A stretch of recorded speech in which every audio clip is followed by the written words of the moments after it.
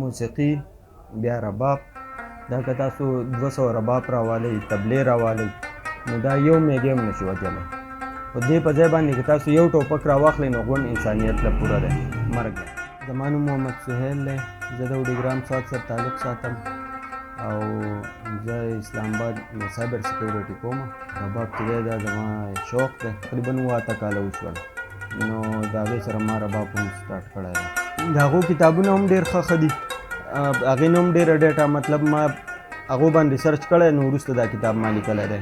خو بیا هم فرق پکې دا دی چې هغه په رباب نه څه ډایګرام و نه د رباب څه شکل پکې شته. زیاتر چې دی هارمونیم یا ګیټار یا داسې نور انسټرومنټ یې راغوستي دي او په هغې باندې هغه ټول تیوري اپلای کړی دا ټولې خبرې کړي دي. ما چې دی په اولني چپټر کې ما خو د رباب ټولې پارټس چې کوم دي کوم حصې چې دي ما هغه اول هغه ډیفاین کړي دي. د هغې نه بعد چې بیا ما د هغې خبره کړې ده، د پردې خبره کړې ده، د تار خبره کړې ده. اوس چې دی په دې نورو کتابونو کې بم ګټه زر ټکی نشته چې د رباب تارونه بم څه ته وایي، ګټه څه ته وایي، ځکه چې هغو د بل انسټرومنټ خبره کړي، لکه هغو د میوزیک خبره کړي او زه رباب جدا شی دی، میوزیک په دې وخت کې جدا شی دی.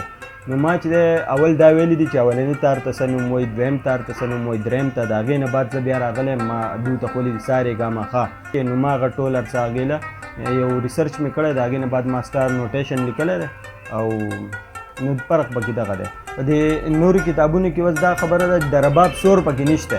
اوس ما په دې خپل کتاب کې داسې فارموله انټروډیوس کړې ده چې د هغې په ترو باندې تا اولنی تار صرف ټیون کا، بقایه تارونو تاسو ته پته لګي. داسې خو رباب د ټایم سره چینج کېږي.